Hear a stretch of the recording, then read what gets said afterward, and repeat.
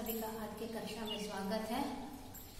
आज हम देखेंगे कि गुणवत्तापूर्ण शिक्षा के कौन कौन से कारक हैं। आइए समय को न गंवाते हुए इस पर हम नजर डालते हैं कि गुणवत्तापूर्ण शिक्षा के कौन कौन कारक हैं। जैसा कि आप यहाँ देख रहे हैं, टॉपिक है हमारा गुणवत्तापूर्ण शिक्षा के कारक, factors of quality education. Quality education के कौन कौन से कारक हैं, अर्थात किस तरह से क्वालिटी एजुकेशन दिया जा सकता है, कौन कौन से कारक उसमें भूमिका अदा कर रहे हैं, इसी के विषय में आज हम क्या करेंगे, चर्चा करेंगे। आइए पहले कारक के विषय में चर्चा करते हैं कि पहला कारक क्या है। पहला है टीचर एंड टीचिंग मेथड, अर्थात शिक्षक और शिक्षण विधि, जो कि एक बहुत ही महत्वपूर्ण कारक है। शिक्षक और शिक्षण विधि, टीचर एंड टीचिंग मेथड। तो कैसे ये महत्वपूर्ण कारक है। गुणवत्तापूर्ण शिक्षा में शिक्षक का अहम योगदान है। सबसे पहले तो ये देखना है कि शिक्षक जो विद्यालय में कार्यरत हैं वे प्रशिक्षण प्राप्त हैं या नहीं, या अप्रशिक्षित है।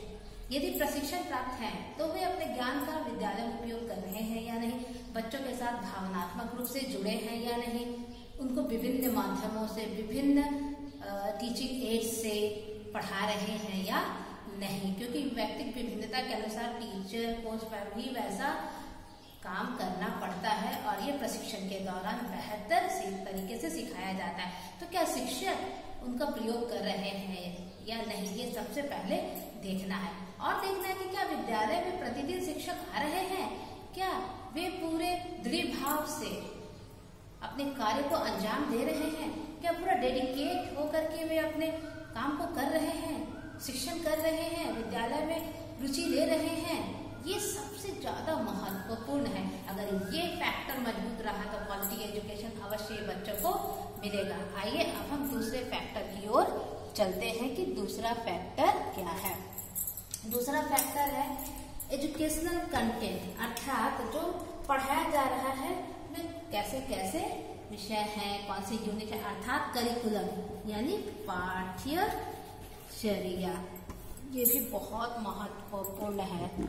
इसी पाठचर्या के अनुसार शिक्षक अपने कार्य को अंजाम देंगे, अपने शिक्षण विधियों को प्रयोग में लाएंगे। तो ये सबसे ज्यादा इम्पोर्टेंट है। देखना है कि जो पाठचर्या में टॉपिक है क्या वो वर्तमान समय के अनुसार है या वही पुरानी वाली पाठचर्या चल रही है, किसी तरह पढ़ा करके उसको कंप्लीट किया जा रहा है। नहीं, ऐसा बिल्कुल भी नहीं होना चाहिए। वर्तमान आवश्यकताओं के अनुसार ही क्या होना चाहिए, पाठचर्या होने चाहिए। तभी ये क्या होगा, बच्चों के लिए उपयोगी साबित होगा, उनके भविष्य के लिए उपयोगी होगा, उनका ज्ञान वर्धन सही दिशा की ओर होगा, तभी गुणवत्तापूर्ण शिक्षा मिल पाएगी। तो ये दूसरा महत्वपूर्ण कारक है। आइए अब हम तीसरे कारक की ओर चलते हैं कि तीसरा कारक क्या है। तीसरा कारक है लर्निंग एनवायरनमेंट, अर्थात कहने का मतलब क्या है, सीखने का वातावरण कैसा है। बच्चे जो सीखेंगे, सीखने का वातावरण, वो वातावरण कैसा है, क्या सौहार्दपूर्ण वातावरण है या बहुत उबाऊ है, अरुचिकर है, शिक्षक का व्यवहार बच्चों से अच्छा नहीं है, शिक्षक प्रताड़ित करते हैं, दंड देते हैं, अनर्गल बातें बोलते हैं, बच्चों को गलती करने पर अपने कर्तव्य का उचित निर्वाह शिक्षक नहीं कर रहे हैं। मतलब वातावरण कैसा है विद्यालय का, फ्रेंडली है, डेमोक्रेटिक है या तानाशाही वातावरण है। ये सबसे ज्यादा महत्वपूर्ण स्थान रखता है इन दो फैक्टर के बाद। ठीक है, और अब आगे के फैक्टर पर हम नजर डालते हैं कि आगे और कौन से कारक हैं जो गुणवत्तापूर्ण शिक्षा में महत्वपूर्ण भूमिका अदा करते हैं। तो आगे का कारक है, इसको मिटा देते हैं, विद्यालय प्रबंधन। चौथा नंबर क्या है?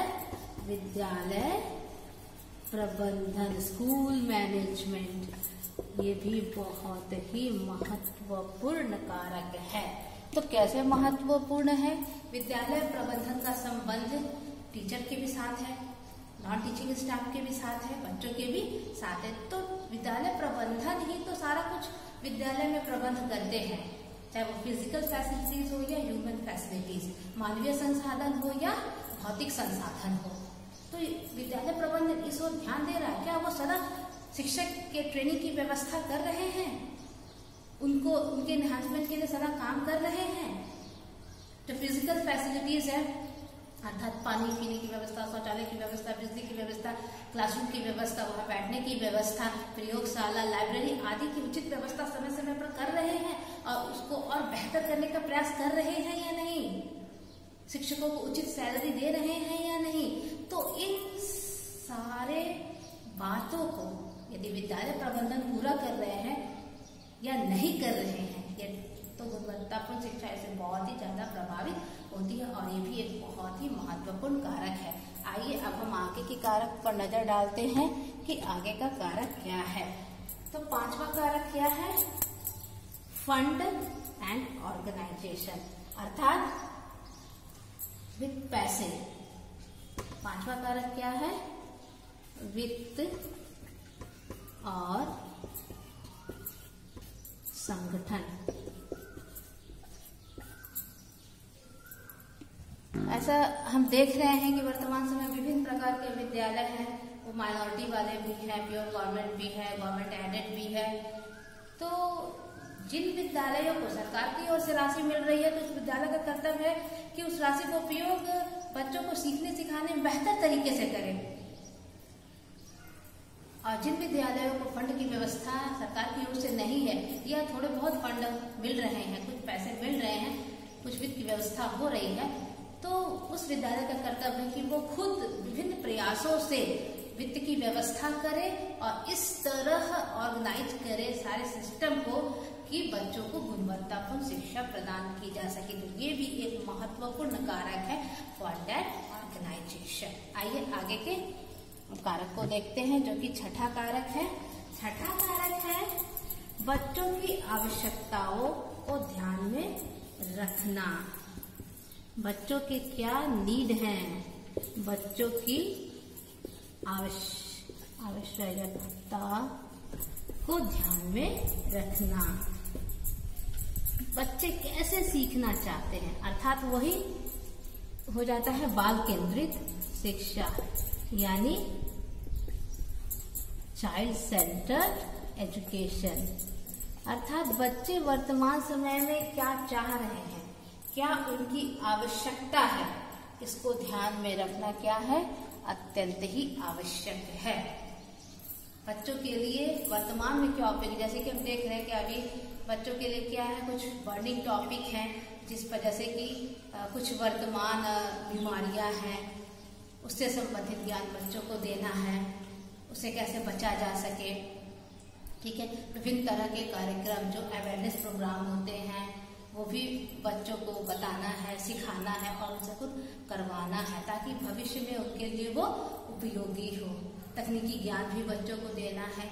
तो इस तरह की सबसे पहले देख लेना है कि बच्चे की वर्तमान में क्या क्या चीज की आवश्यकता पड़ सकती है जो उसके भविष्य के लिए उपयोगी होगी। फिर उसी तरह करिकुलम का निर्माण करना है, शिक्षण विधि प्रयोग में लाना, विभिन्न को करिकुलर एक्टिविटीज अर्थात विभिन्न पाठ्य सहगामी क्रियाकलापों का आयोजन करना है। तो आज हमने देखा कि ये 6 महत्वपूर्ण कारक हैं जो क्वालिटी एजुकेशन के लिए अत्यंत ही आवश्यक है।